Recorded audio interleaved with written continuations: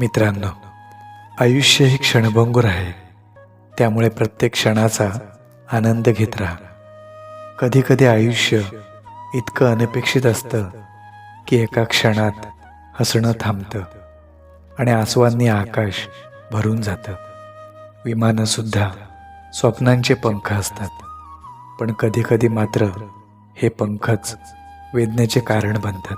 विमान धावपट्टीवर सरकत होतं.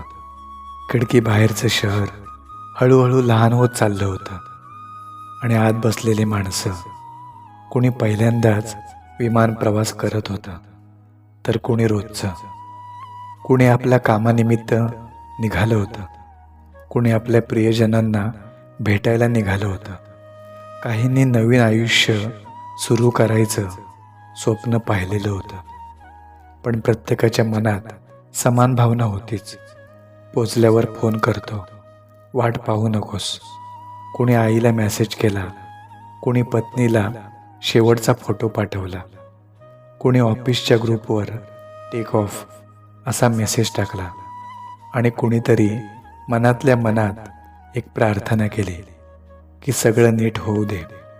पण त्या क्षणात, काही क्षणात काळाने आपली योजना आखली होती.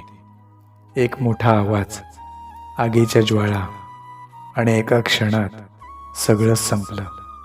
पिशव्या, पासपोर्ट, मोबाईल, घड्याळं सगळंच एकाच जागेवर होतं.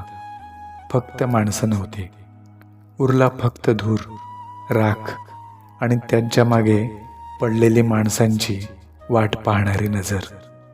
त्या फोनवरचे शेवटचे मेसेज अजूनही वाचले गेलेच नाहीत. Call me when you land, miss you already, take care.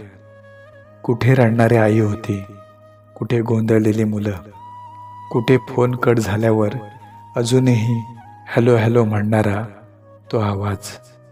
कोणीच ठरवत नाही की शेवटचा टेक्स्ट कोणता असेल, शेवटचा शब्द कोणता असेल, शेवटची मिठी कोणती असेल. आज जे गेले त्यांचा हसण्याचा, त्यांच्या रडण्याचा प्रतिध्वनी अजूनही कुणाच्या आठवणीत जिवंत आहे. ज्यांनी मागे ठेवलेली स्वप्ने, आवाज, माणुसकी हे सगळं आपल्याला एकच गोष्ट सांगतं, आयुष्य एक क्षणभंगूर आहे.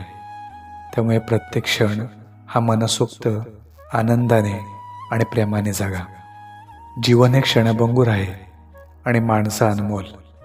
आपल्याला आपले प्रियजन पुन्हा भेटतील याची शाश्वती नसते, पण जेव्हा ते आपल्या समोर असतील तेव्हा त्यांच्यावर प्रेम करण्याची जी संधी आहे ती कधीच गमावू नका. आकाशात उडणं ही माणसाची मोठं स्वप्नपूर्ती असते. ही दुर्घटना केवळ अपघात नाही, ही जाग करणारी साध आहे. जे आज आपल्यासोबत नाहीत त्यांना आपण विसरू शकणार नाहीत, कारण काही नात्यांना शेवट नसतो.